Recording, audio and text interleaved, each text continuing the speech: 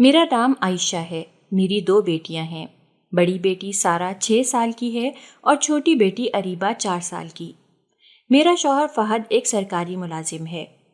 ہمارا گھر ایک متوسط طبقے کا گھر ہے۔ میرے گھر میں ہر وقت چہل پہل رہتی ہے۔ صبح سویرے ہی ہم سب جاگ جاتے ہیں۔ فہد دفتر کے لیے تیار ہوتا ہے اور میں بیٹیوں کو اسکول بھیجنے کی تیاری کرتی ہوں۔ ناشتے کے بعد سب اپنے کاموں میں لگ جاتے ہیں۔ میرے دل میں ایک بیٹے کی خواہش ہمیشہ سے تھی۔ فہد اور میری محبت کی شادی تھی اور ہماری محبت کی داستان کسی خواب سے کم نہیں تھی۔ ہماری پہلی ملاقات یونیورسٹی میں ہوئی تھی۔ یہ وہ وقت تھا جب میں نئی یونیورسٹی میں داخل ہوئی تھی۔ ایک دن میں یونیورسٹی کے کیفیٹیریا میں بیٹھی ہوئی تھی جب فہد پہلی بار میرے سامنے آیا۔ وہ ایک دوست کے ساتھ تھا اور بڑی خود اعتمادی کے ساتھ چل رہا تھا۔ اس نے مجھے دیکھا اور مسکرا کر سلام کیا۔ اس کی مسکراہٹ میں ایک خاص کشش تھی جس نے مجھے پہلی ہی نظر میں متاثر کر دیا۔ آہستہ آہستہ ہماری دلچسپی بڑھنے لگی۔ ہم یونیورسٹی کے مختلف پروگرامز میں ملتے رہے اور پھر ایک دن ہم دونوں ایک پروجیکٹ پر کام کرنے لگے۔ اس دوران ہماری ملاقاتیں زیادہ ہونے لگیں۔ فہد بہت ذہین اور محنتی طالب علم تھا اور اس کی شخصیت کا یہی پہلو مجھے اس کی طرف کھینچ لایا۔ ہمارے درمیان دوستی کب محبت میں بدل گئی یہ ہمیں خود بھی پتہ نہیں چلا۔ ایک دن ہم یونیورسٹی کے باغیچے میں بیٹھے تھے جب فہد نے میری طرف دیکھتے ہوئے کہا، عائشہ میں تم سے کچھ کہنا چاہتا ہوں۔ میں نے حیران ہو کر پوچھا، کیا کہنا چاہتے ہو؟ فہد نے میری آنکھوں میں دیکھتے ہوئے کہا، عائشہ میں تم سے محبت کرتا ہوں، کیا تم میری زندگی کا حصہ بنو گی؟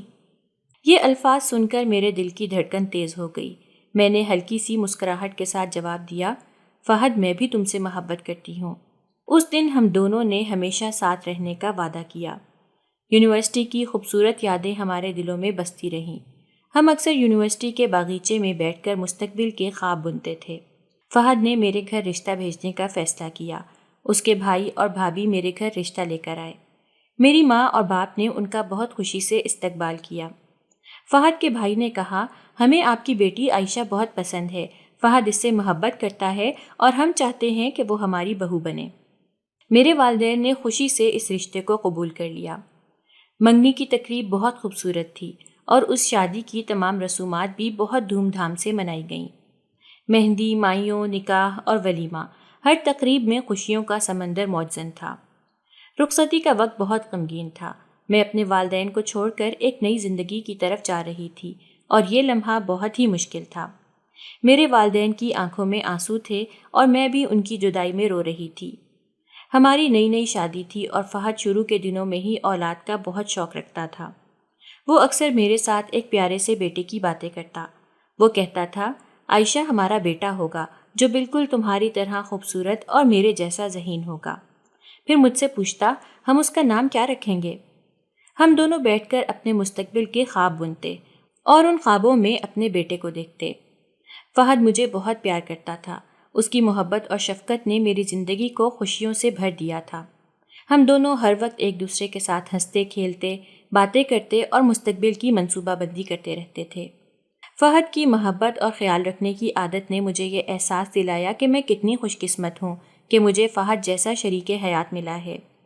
ہماری زندگی خوشیوں سے بھری ہوئی تھی، لیکن وقت کے ساتھ ساتھ بیٹے کی خواہش نے میرے دل میں ایک خالی پن پیدا کر دیا تھا۔ فہد کی محبت اور توجہ کے باوجود میرے دل میں ایک حسرت تھی جو پوری نہیں ہو رہی تھی۔ جب میری شادی کے 1 سال بعد میں پہلی بار حاملہ ہوئی تو فہد اور اس کے بھائی بھابھی نے میرا بہت خیال رکھا۔ فہد ہر وقت میرے ساتھ رہتا، میرے آرام کا خیال رکھتا اور میری ہر ضرورت پوری کرتا۔ میری جٹھانی نادیہ بھی میرے لیے ہر وقت میرے پاس رہتی، میرے کھانے پینے کا دھیان رکھتی اور مجھے آرام کرنے کے لیے کہتی۔ میری جٹھانی کا بڑا بیٹا ہر وقت مجھے کہتا، چچی میرا بھائی آنے والا ہے نا؟ سب لوگ ہونے والے بچے کے لیے خواب دیکھنے لگے تھے اور فہد اکثر مجھے پیار سے کہتا، عائشہ ہمارا بیٹا ہوگا جو بالکل تمہاری طرح خوبصورت ہوگا۔ میں خود بھی بیٹا ہونے کے خواب دیکھنے لگی تھی، لیکن جب ڈیلیوری ہوئی تو میری پہلی بیٹی پیدا ہوئی۔ میں بیٹی کی پیدائش پر بھی خوش ہو گئی، لیکن ڈیلیوری میں کچھ پیچیدگیاں تھیں جن کی وجہ سے میں کافی عرصے تک بیمار رہی۔ ڈیلیوری کے دوران خون کی کمی ہو گئی تھی جس کی وجہ سے میری حالت کافی خراب ہو گئی تھی۔ ڈاکٹرز نے مجھے آرام کا مشورہ دیا اور میری صحت یابی کے لیے وقت کی ضرورت تھی۔ ابھی 3 روز ہی گزرے تھے کہ میرے والدین کی موت ہو گئی۔ وہ میری بیٹی کی پیدائش کی خوشی منانے کے لیے باہر کے ملک سے واپس آ رہے تھے۔ اس حادثے کی خبر سن کر میری دنیا اندھیر ہو گئی۔ مجھے ان کا منہ دیکھنا تک نصیب نہ ہوا۔ اس حادثے نے میرے دل میں گہرا صدمہ چھوڑا۔ نادیہ نے اس دوران میری بہت ہمت بندھائی۔ وہ مجھے دلاسا دیتے ہوئے کہتی، عائشہ، اللہ کی رضا میں ہم سب کو راضی رہنا چاہیے۔ تمہاری بیٹی تمہاری زندگی کا سب سے بڑا تحفہ ہے۔ اس کی باتوں سے مجھے کچھ حوصلہ ملا، لیکن والدین کے جانے کا صدمہ اتنا گہرا تھا کہ میرا دل بیٹی کی طرف سے بھی خراب ہو گیا۔ میں اپنی بیٹی کو کیا کیا سمجھتی۔ کبھی کبھی مجھے لگتا کہ وہی میرے والدین کی موت کی وجہ بن گئی۔ میرا دل بیٹی کے وجود سے بیزار رہتا تھا۔ میری طبیعت بھی خراب رہتی، کبھی سر میں درد، کبھی جسم میں کمزوری اور کبھی دل کی بے چینی۔ آہستہ آہستہ وقت کا مرہم میرے دل کے زخم بھرتا گیا۔ روزمرہ کی زندگی میں دوبارہ مشغول ہو گئی، اور پھر جب میں دوسری بار حاملہ ہوئی تو مجھے پورا یقین تھا کہ اس بار بیٹا ہی ہوگا۔ فہد اور اس کے گھر والے دوبارہ خوشیوں کے خواب دیکھنے لگے، لیکن میری امید پوری نہ ہوئی۔ اس بار بھی اللہ نے ہمیں ایک اور بیٹی عطا کی۔ یہ لمحہ میرے لیے بہت مایوس کن تھا، لیکن فہد نے مجھے سنبھالا اور کہا، عائشہ، ہماری بیٹیاں ہماری زندگی کا سب سے بڑا اثاثہ ہیں۔ اللہ کی رضا میں راضی رہنا چاہیے۔ اس کی باتوں سے مجھے کچھ تسلی ملی، لیکن میرے دل میں کہیں نہ کہیں ایک خالی پن رہتا تھا جو بیٹے کی خواہش سے بھرا ہوا تھا۔ دوسری بیٹی کی پیدائش سے پہلے میری جٹھانی نادیہ اپنے شوہر اور بچوں کے ساتھ شہر کے ایک بڑے علاقے میں منتقل ہو گئی تھی۔ نادیہ کے شوہر کی نوکری میں ترقی ہوئی تھی اور اب وہ ایک بڑے عہدے پر فائز ہو چکے تھے۔ اس ترقی کے بعد انہیں ایک بڑی اور آرام دہ رہائش فراہم کی گئی تھی، جس کی وجہ سے انہیں وہاں منتقل ہونا پڑا۔ نادیہ کے جانے کے بعد میں بالکل اکیلی رہ گئی تھی۔ نہ میرے پاس ماں باپ تھے، نہ ہی نادیہ کا ساتھ۔ اکلاپے کے وہ لمحے بہت اذیت ناک تھے۔ رات کے سناٹے میں جب فہد کام سے گھر واپس نہیں آتا تھا، میں اپنے کمرے میں بیٹھی اپنی بیٹیوں کو دیکھتی رہتی۔ ان کے معصوم چہرے مجھے ایک عجیب سی تسلی دیتے، لیکن دل کے اندر ایک خالی پن ہمیشہ موجود رہتا۔ مجھے اکثر نادیہ کی یاد آتی۔ جب وہ میرے ساتھ تھی تو ہر مشکل وقت میں میری مددگار ہوتی۔ وہ مجھے دلاسا دیتی، میری بیٹیوں کا خیال رکھتی اور میرے ساتھ باتیں کرتی رہتی۔ لیکن اب وہ یہاں نہیں تھی۔ میری ماں کی یاد بھی دل کو بہت تڑپاتی۔ ان کا پیار اور محبت بھرا ہاتھ میرے سر پر نہیں تھا۔ ان کی نصیحتیں اور دعائیں میرے لیے ایک نعمت تھیں جو اب چھن چکی تھیں۔ ان کی عدم موجودگی نے میری زندگی میں ایک ایسا خلا پیدا کر دیا تھا جو کبھی پر نہیں ہو سکتا تھا۔ فہد بھی میری حالت کو سمجھتا تھا اور کوشش کرتا کہ زیادہ سے زیادہ وقت میرے ساتھ گزارے، لیکن کام کی ذمہ داریوں کی وجہ سے وہ ہمیشہ ایسا نہیں کر پاتا تھا۔ وہ جب بھی گھر آتا میرے لیے کچھ نہ کچھ لانے کی کوشش کرتا، میری بیٹیوں کے لیے کھلونے اور چیزیں لاتا اور میرے ساتھ بیٹھ کر باتیں کرتا۔ ہر بار دل میں ایک امید ہوتی تھی کہ شاید اس دفعہ اللہ ہمیں بیٹے سے نوازے۔ جب میں تیسری بار حاملہ ہوئی تو دل میں ایک بار پھر امید جاگ اٹھی۔ فہد اور میں نے ہمیشہ سے بیٹے کی خواہش کی تھی، اور یہ امید دل میں تھی کہ شاید اس بار اللہ ہمیں بیٹے کی نعمت سے نوازے گا۔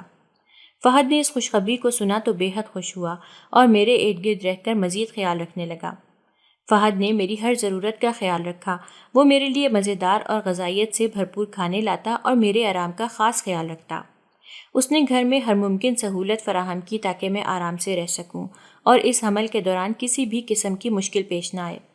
وہ اکثر میرے ساتھ بیٹھ کر مستقبل کے خواب بنتا، ہمارے ہونے والے بچے کے لیے خوبصورت کپڑے اور کھلونے خریدنے کی باتیں کرتا۔ نادیہ کے شہر منتقل ہونے کے بعد میں اکثر اسے یاد کرتی تھی۔ اس کی موجودگی میں میں کبھی اکیلا محسوس نہیں کرتی تھی، لیکن اب اس کی کمی شدت سے محسوس ہوتی تھی۔ میں اپنے دل کی باتیں کسی سے نہیں کہہ پاتی تھی اور اکثر رات کو تنہائی میں آنسو بہاتی تھی۔ جب تیسری بار ڈیلیوری کا وقت آیا تو دائی نے مجھے بتایا کہ اللہ نے ہمیں ایک اور بیٹی دی ہے۔ یہ خبر سن کر میرے پیروں تلے زمین نکل گئی، میری آنکھوں سے آنسو جاری ہو گئے۔ دائی نے مجھے تسلی دیتے ہوئے کہا، بیٹیاں بھی اللہ کی رحمت ہوتی ہیں عائشہ، اللہ تمہارے نصیب میں بھی بیٹے لکھ دے گا۔ محلے کی عورتیں بھی افسوس بھرے لہجے میں کہتیں، عائشہ صبر کرو، اللہ بڑا کارساز ہے، شاید اللہ نے تمہارے نصیب میں کچھ اور ہی بھلائی رکھی ہو۔ ان سب کی باتیں سن کر میرا دل اور بھی بوجھل ہو جاتا۔ میں جانتی تھی کہ بیٹیاں اللہ کی رحمت ہیں، لیکن سماج کے دباؤ اور شوہر کی امیدوں نے مجھے افسردہ کر دیا تھا۔ فہد نے بھی مجھے تسلی دی اور کہا، عائشہ ہمارے لیے سب سے اہم یہ ہے کہ ماں اور بچی دونوں صحت مند ہیں۔ بیٹیاں بھی بیٹوں سے کم نہیں ہوتیں اور اللہ نے جو دیا ہے اس پر شکر ادا کرنا چاہیے۔ گھر میں بیٹیوں کے درمیان ہنسی مذاق چلتا رہتا، لیکن میرے دل میں ایک خالی پن محسوس ہوتا تھا۔ سب کے دل میں اس نئے مہمان کی آمد کی خوشی تھی، لیکن میرے دل میں بیٹے کی امید کے ٹوٹنے کی مایوسی تھی۔ نادیہ میری جٹھانی ہمیشہ میری مدد کرتی رہتی تھی۔ جب اس کا چھوٹا بیٹا پیدا ہوا تھا میں بھی اس کے پاس رہنے گئی تھی۔ ہم دونوں ایک دوسرے کے دکھ سکھ میں شریک رہتے تھے۔ میری ڈیلیوری کے بعد نادیہ میرے گھر رہنے آ گئی تھی تاکہ میری مدد کر سکے۔ وہ گھر کے کام کرتی، میری بیٹیوں کو تیار کر کے اسکول بھیجتی اور انہیں بڑے پیار سے ناشتہ کراتی۔ نادیہ کی موجودگی سے میرے دل کا درد کچھ ہلکا ہو گیا تھا، لیکن پھر بھی یہ احساس رہتا تھا کہ میں 3 بیٹیوں کی ماں ہوں۔ میں نادیہ کے بیٹوں کے کپڑے، جوتے اور کتابیں حسرت بھری نظروں سے دیکھتی۔ میں ان کے کھلونے اور کھیلنے کی چیزیں اٹھا کر دیکھتی اور سوچتی کہ کاش میرے بھی بیٹے ہوتے جن کے لیے میں یہ سب سنبھال کر رکھتی۔ میرے شوہر فہد اور اپنے بھائی اور بھابھی کا بہت خیال رکھتے تھے۔ فہد نادیہ کے بچوں کے ساتھ کھیلتا، انہیں تحفے دیتا اور ان کی ہر ضرورت کا خیال رکھتا۔ یہ دیکھ کر میرا دل جل جاتا۔ میں سمجھتی کہ شاید نادیہ بیٹوں کی ماں ہے، اس لیے فہد ان کا اتنا خیال رکھتا ہے۔ ایک روز میں نادیہ کے کمرے میں گئی جہاں اس کے چاروں بیٹے بیڈ پر اس کے ارد گرد بیٹھے تھے۔ نادیہ ان کے درمیان بیٹھی کہانیاں سنا رہی تھی اور وہ سب خوشی سے ہنس رہے تھے۔ یہ منظر دیکھ کر میرا دل حسرت سے جل گیا۔ میرا جی چاہا کہ میں ابھی نادیہ کے بیٹے چھین لوں۔ ایک دن نادیہ شاپنگ پر جانے کی تیاری کر رہی تھی۔ اس نے سامان کی لسٹ بنائی اور ضروری چیزیں نوٹ کی۔ جب وہ گھر میں موجود نہیں تھی، اسی وقت اس کے بیٹے اسکول سے واپس آئے۔ چھوٹا بیٹا مما مما کہتا ہوا مجھ سے لپٹ گیا۔ اس کا ننھا سا چہرہ دیکھ کر میرے دل میں ایک عجیب سکون محسوس ہوا۔ جب اس نے میرا چہرہ دیکھا تو فوراً مجھ سے پرے ہو گیا۔ میں دل ہی دل میں سوچنے لگی کہ بیٹے کتنی محبت کرنے والے ہوتے ہیں۔ میری آنکھوں میں آنسو آ گئے اور میں اللہ سے التجا کرنے لگی، یا اللہ مجھے بھی بیٹے عطا کر دے تاکہ میرے دل کی یہ حسرت پوری ہو جائے۔ نادیہ کے بیٹوں سے گھر میں بڑی چہل پہل ہوتی تھی۔ وہ شرارتیں کرتے، میرے ساتھ باتیں کرتے اور کھیل کود میں مصروف رہتے۔ ان کے کہے اور ہنسی سے گھر میں رونق لگی رہتی۔ میری ڈیلیوری کا 1 ماہ گزر گیا تھا جب ایک دن نادیہ نے گھر واپس جانے کی اجازت چاہیے۔ نادیہ نے کہا، عائشہ اب مجھے واپس جانا ہوگا۔ میں نے جواب دیا، نادیہ تمہارے جانے سے یہاں بہت کمی محسوس ہوگی، تم نے میرا بہت خیال رکھا ہے، میں تمہاری احسان مند ہوں۔ جب نادیہ روانگی کے لیے تیار ہوئی تو میرے دل میں دکھ کی لہر دوڑ گئی۔ ان سب کے جانے کے بعد گھر میں ایک خالی پن محسوس ہونے لگا۔ میں ہر جگہ انہیں یاد کرتی، ان کی کمی محسوس کرتی۔ ان کے جانے کے بعد میں چڑچڑی ہو گئی۔ میں اپنی بیٹیوں پر بلا وجہ غصہ کرنے لگی اور انہیں مارنے پیٹنے لگی۔ تم لوگ کبھی میری خوشی کا سبب نہیں بن سکتی، ہمیشہ میرے لیے مشکلات ہی لے کر آئی ہو۔ میرے دل میں نفرت اور مایوسی بڑھتی جا رہی تھی۔ میں اپنی بیٹیوں سے نفرت کرنے لگی اور ان کی تذلیل کرنے کے لیے سخت الفاظ استعمال کرتی۔ تم لوگ کچھ بھی نہیں ہو، کبھی کچھ نہیں بنو گی، کاش میرے بھی بیٹے ہوتے۔ میری بیٹے کی خواہش نے اب پاگل پن کا روپ لے لیا تھا۔ میں دن رات بیٹے کے خواب دیکھتی اور ہر ممکن طریقہ آزمانے کی کوشش کرتی۔ میں نے مختلف دیسی دوائیں، جڑی بوٹیاں اور ٹوٹکے استعمال کرنا شروع کر دیے۔ میری یہ کوششیں بعض اوقات اتنی شدید ہو جاتیں کہ میں خود کو ہی نقصان پہنچانے لگتی۔ میری چھوٹی بیٹی 6 ماہ کی ہو چکی تھی اور میں دوبارہ حاملہ ہونا چاہتی تھی تاکہ بیٹے کی خواہش پوری کر سکوں۔ ایک دن رات کو جب فہد گھر لوٹا، ہم دونوں رات کے کھانے کے بعد بیٹھے ہوئے تھے۔ میں نے اپنی خواہش کا اظہار کرتے ہوئے کہا، فہد میں دوبارہ حاملہ ہونا چاہتی ہوں، شاید اس بار اللہ ہمیں بیٹے کی خوشی عطا کرے۔ فہد نے میری بات سن کر غصے میں آ کر کہا، عائشہ تم پاگل ہو گئی ہو، ہماری بچی ابھی 6 ماہ کی ہے، اتنی جلدی حمل تمہاری صحت کے لیے ٹھیک نہیں ہے، اس سے تمہاری صحت پر برے اثرات پڑ سکتے ہیں۔ اس نے مجھے مختلف طبی نقصانات بتائے، جیسے کمزوری، خون کی کمی اور جسمانی تھکن۔ فہد کی مخالفت کے باوجود میں نے چھپ کر محلے کی دائی سے ملنا شروع کر دیا۔ میں اکثر دائی کے گھر جاتی اور اس سے مختلف دیسی علاج کرواتی۔ دائی مجھے مختلف جڑی بوٹیاں اور دیسی دوائیں دیتی اور کہتی، یہ استعمال کرو، انشاءاللہ تمہاری مراد پوری ہوگی۔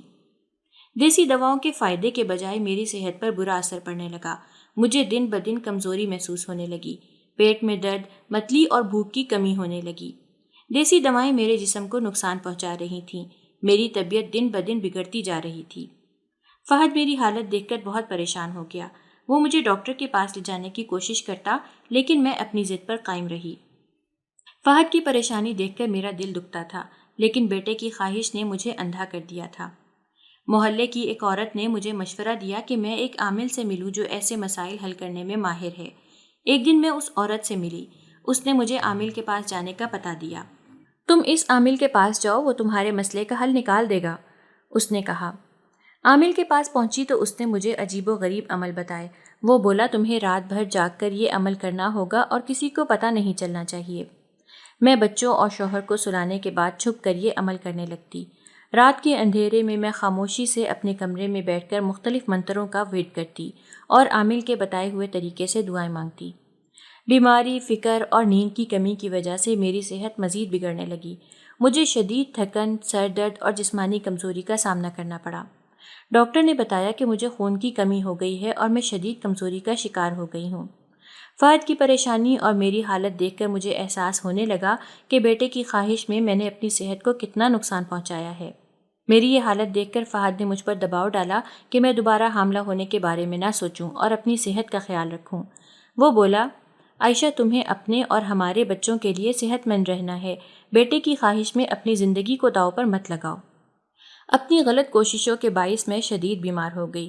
ڈاکٹر نے کہا کہ میری حالت نازک ہے اور مجھے مکمل آرام کی ضرورت ہے، ورنہ مزید خطرات کا سامنا کرنا پڑ سکتا ہے۔ اس خبر نے مجھے جھنجھوڑ کر رکھ دیا اور میں بستر تک محدود ہو گئی۔ میری بیماری کی وجہ سے فہد نے لگاتار چھٹیاں کرنا شروع کر دیں۔ وہ دن رات میرے ساتھ رہتا، میرا خیال رکھتا، گھر کے کام کرتا اور بیٹیوں کو سنبھالتا۔ وہ میری دیکھ بھال کے ساتھ ساتھ بچوں کو اسکول لے جاتا، کھانا پکاتا اور گھر کے دیگر امور سنبھالتا۔ اس کی اس محنت اور محبت نے مجھے سنبھالے رکھا، لیکن اس کا نتیجہ یہ ہوا کہ اس کی نوکری چلی گئی۔ نوکری جانے کے بعد ہمارے حالات بد سے بدتر ہو گئے۔ مالی مشکلات نے ہمیں گھیر لیا۔ فہد کا سارا وقت میری دیکھ بھال اور گھر کے کاموں میں گزر جاتا، جس کی وجہ سے وہ کہیں اور کام بھی نہیں کر پاتا تھا۔ ہمارے پاس بچت ختم ہو چکی تھی اور کھانے پینے کے اخراجات پورے کرنا مشکل ہو گیا تھا۔ جب حالات مزید خراب ہو گئے تو ہمارے پاس کوئی اور راستہ نہیں بچا کہ ہم کسی کا سہارا لیں۔ میرے میکے میں کوئی نہیں تھا، اس لیے ہم نے فیصلہ کیا کہ اپنا سامان اٹھا کر نادیہ کے گھر منتقل ہو جائیں۔ ہم نے ضروری سامان باندھا، فہد نے گاڑی میں سامان لوڈ کیا اور ہم روانہ ہو گئے۔ جب ہم نادیہ کے گھر پہنچے تو نادیہ ہمیں دیکھ کر ٹھٹک گئی۔ تم نے یہ کیا حالت بنا رکھی ہے عائشہ؟ اس کے مذاقیہ اور طنزیہ رویے نے مجھے بہت شرمندہ کیا۔ نادیہ کی باتوں سے صاف ظاہر تھا کہ اسے ہمارا اس حالت میں آنا بالکل پسند نہیں آیا۔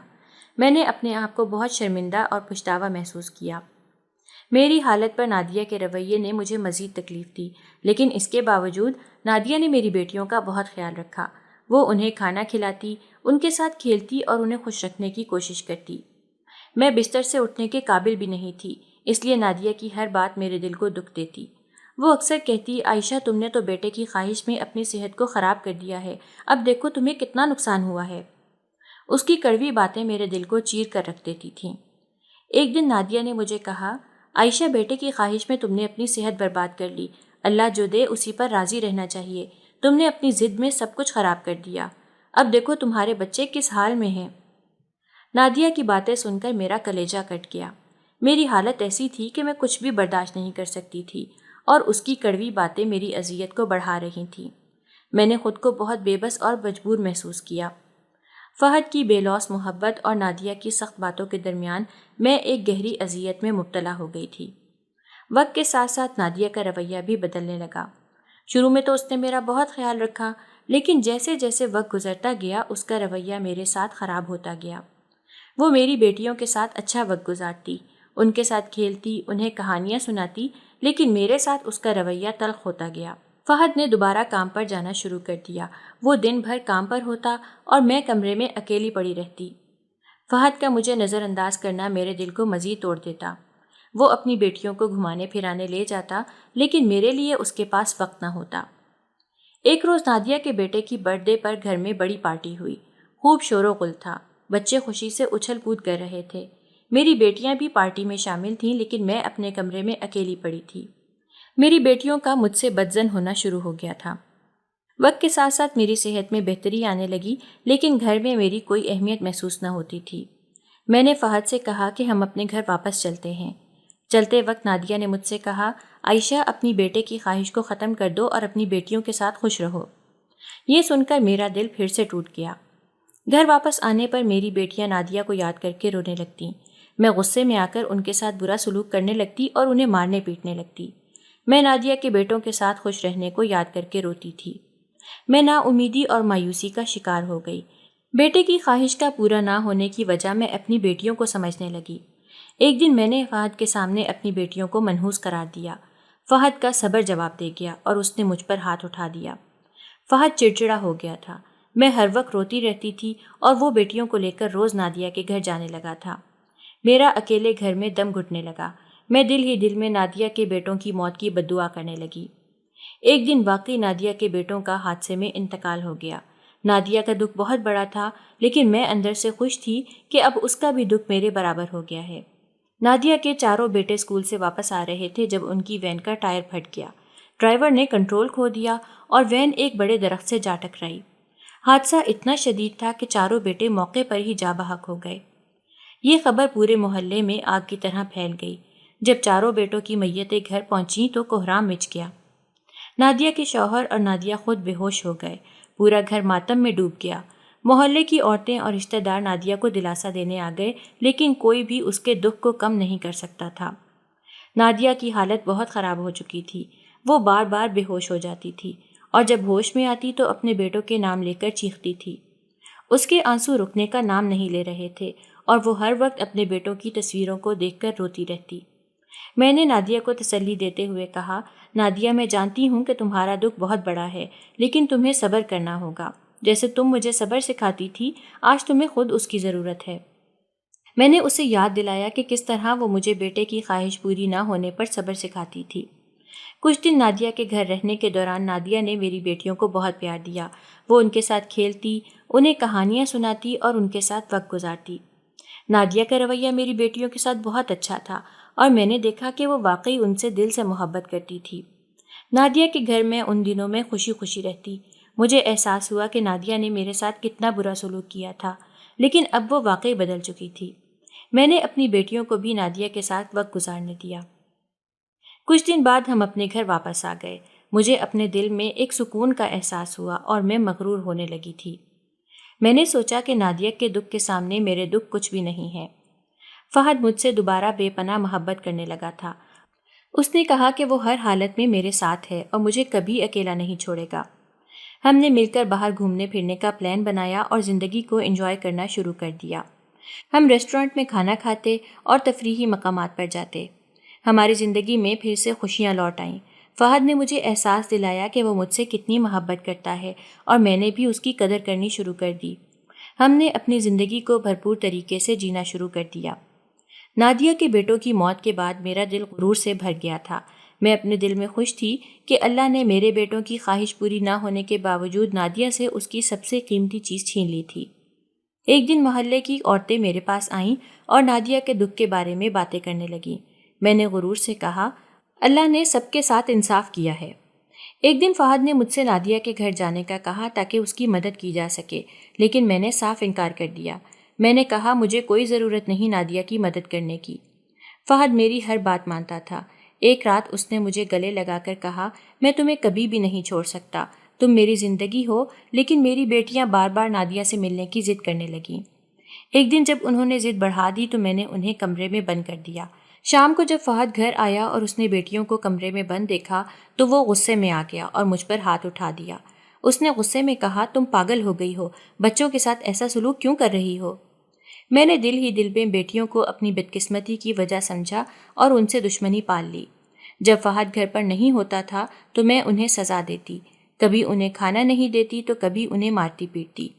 میری اور فہد کی بار بار لڑائی ہوتی۔ ہر بار جب لڑائی ہوتی تو میں اپنی بیٹیوں کو سزا دیتی۔ ایک دن ہمیں خبر ملی کہ نادیہ کی طبیعت بہت خراب ہے۔ جب فہد نے نادیہ کی خوبیاں بیان کی تو میں نے اسے یاد دلایا کہ نادیہ نے میرے ساتھ کتنا برا سلوک کیا تھا۔ اب وہی صبر کا سبق اسے خود سیکھنا ہوگا۔ میری بیٹیاں بھی نادیہ کی خوبیاں اور میری خامیاں بیان کرنے لگیں۔ اس بات پر میں انہیں بہت مارتی۔ یہ دیکھ کر فہد نے فیصلہ کیا کہ ہماری بیٹیاں نادیہ کے پاس جائیں گی۔ میری بیٹیاں اس بات پر خوش ہو گئیں۔ میں نے اس بات کا انکار کیا، لیکن میری بیٹیاں نادیہ کی بیٹیاں بننے کی ضد کرنے لگیں۔ فہد نے میری بیٹیوں کو نادیہ کے گھر لے جانے کا فیصلہ کر لیا۔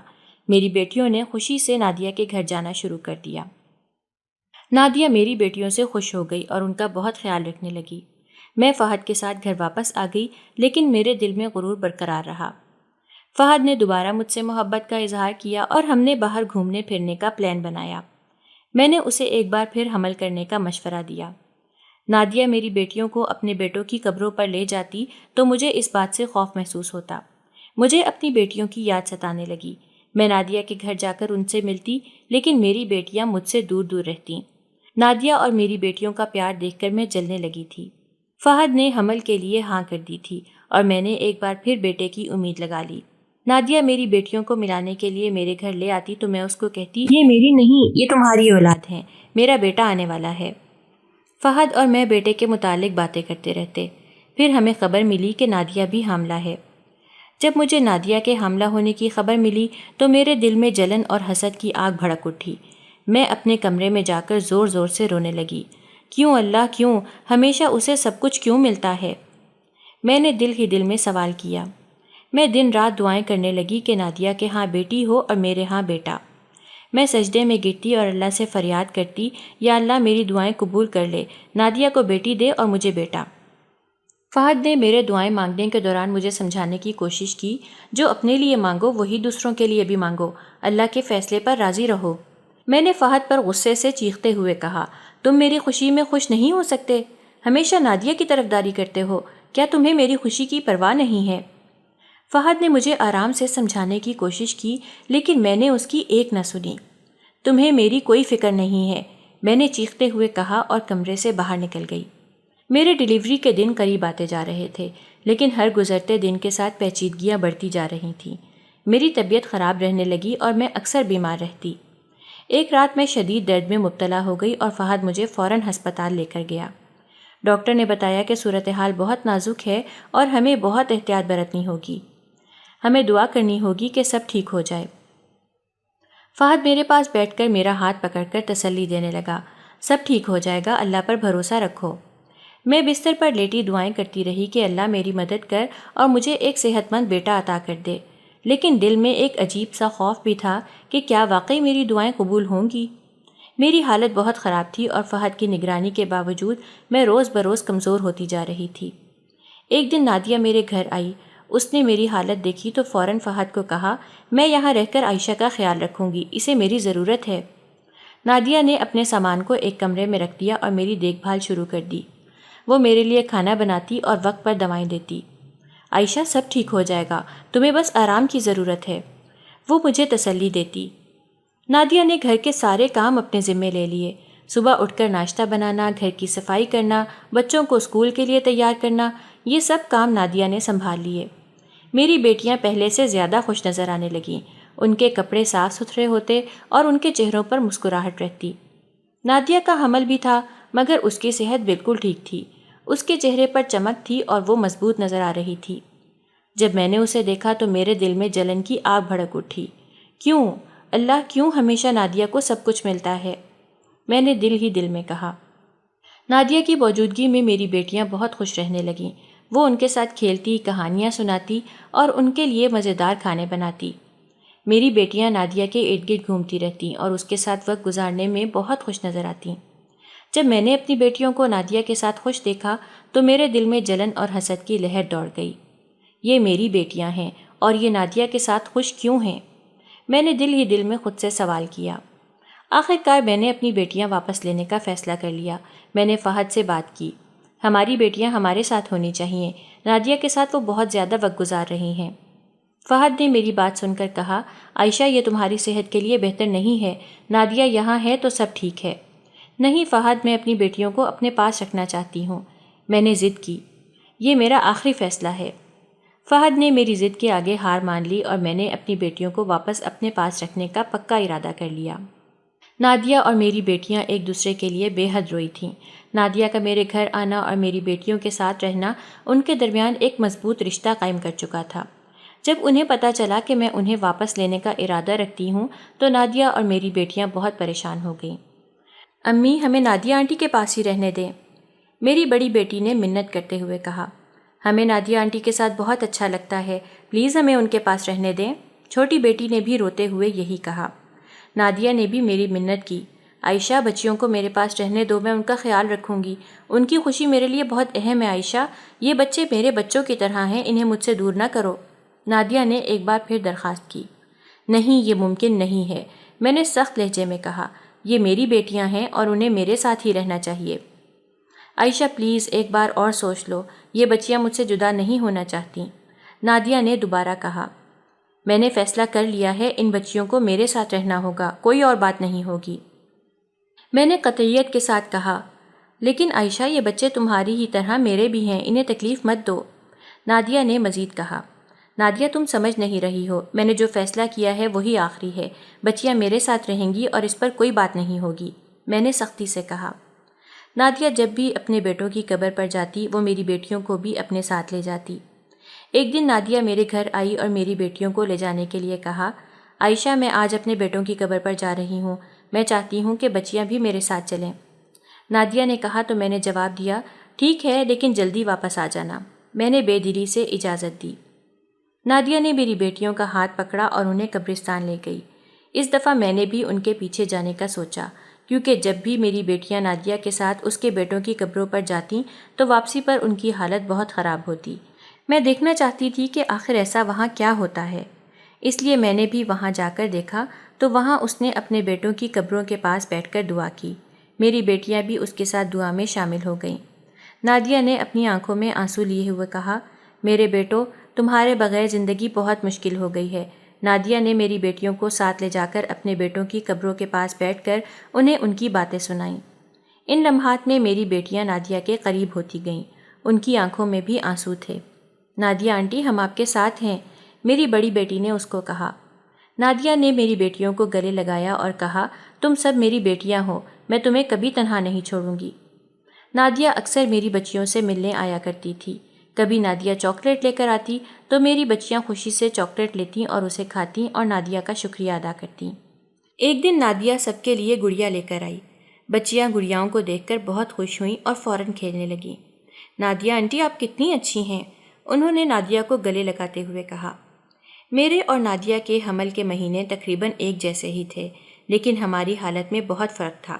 نادیہ صحت مند اور چست تھی، جبکہ میں بیمار اور کمزور رہتی تھی۔ جب 9واں مہینہ شروع ہوا تو میں نے دن رات دعائیں کرنا شروع کر دی کہ اللہ مجھے بیٹا عطا کرے۔ میں سجدے میں گر کر التجائیں کرتی، یا اللہ میرے اس بچے کو بیٹا بنا دے، میری زندگی کی سب سے بڑی خواہش پوری کر دے۔ آخر کار وہ دن بھی آ گیا جب مجھے زچگی کا درد شروع ہوا۔ میں نے درد کے ساتھ ساتھ اللہ سے دعا کی، یا اللہ میرے درد کو راحت میں بدل دے، مجھے بیٹا عطا کر۔